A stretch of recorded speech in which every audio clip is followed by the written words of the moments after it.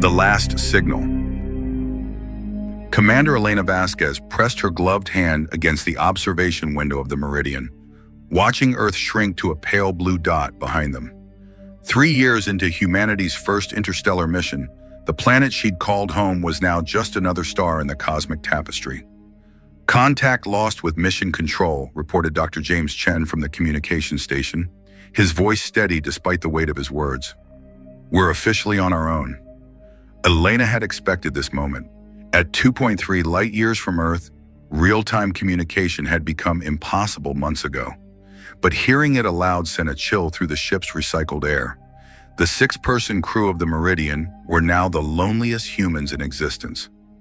"Captain," whispered Dr. Sarah Kim, the mission's xenobiologist, her eyes fixed on the long-range scanner. "You need to see this." Elena glided over in the low gravity, her magnetic boots clicking softly against the metal deck.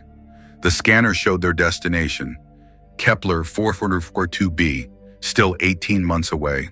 But something was wrong. The planet was glowing. Not with reflected starlight, but with something else entirely. A soft, rhythmic pulse that seemed almost intentional.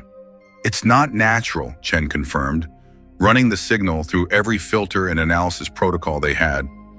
"The pattern is too regular, too complex. It's like a heartbeat," Elena finished. Dr. Yuki Tanaka, their physicist, floated over with her tablet displaying calculations that made Elena's head spin. "If this is artificial, Captain, we're looking at a civilization that can manipulate energy on a planetary scale. The power requirements alone would be," she trailed off, but Elena understood, "impossible by human standards." As they watched, the pulse changed. Instead of the steady rhythm they'd observed for the past 6 hours, it began to vary. Short bursts, long holds, patterns within patterns. "It's responding to us," Kim breathed. "It knows we're here." Elena felt the weight of command settling on her shoulders like lead. They'd launched from Earth as explorers, scientists seeking signs of life in the cosmos. Now they were ambassadors for all humanity, carrying the hopes and fears of an entire species toward an intelligence that could snuff out stars. Over the following weeks, the signals became more complex, more insistent. Chen worked tirelessly to decode them, while the rest of the crew prepared for what might be humanity's first contact with alien intelligence. Elena found herself spending long hours at the observation deck, staring at their destination as it grew brighter in the void. One night, though night and day had lost all meaning in the endless dark between stars, Elena was awakened by the ship's AI. "Captain, you need to come to the bridge immediately." She arrived to find her entire crew gathered around the main display, their faces illuminated by something impossible. The signal from Kepler 442b had changed again. But this time it wasn't just pulses of light. It was mathematics. Prime numbers, the Fibonacci sequence, the digits of pi calculated to thousands of decimal places. Then something else, star charts showing the position of Earth relative to their sun, with a trajectory line pointing directly toward the Meridian. "They've been watching us," Elena realized, "maybe for centuries."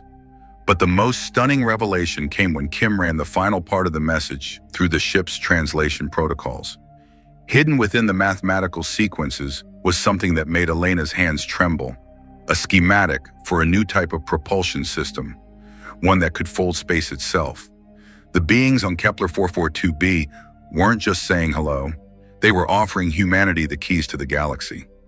As the Meridian continued its journey toward the pulsing world ahead, Elena stood once again at the observation window. Behind them, Earth was invisible, lost among billions of other stars.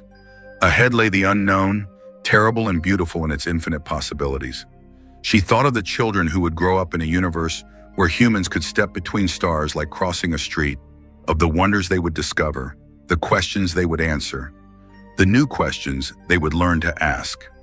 Elena smiled, her reflection ghost-like in the reinforced glass. They'd left Earth as explorers. They would return as the architects of humanity's next chapter among the stars. The signal pulsed again, patient and welcoming, and Commander Elena Vasquez guided her ship toward tomorrow.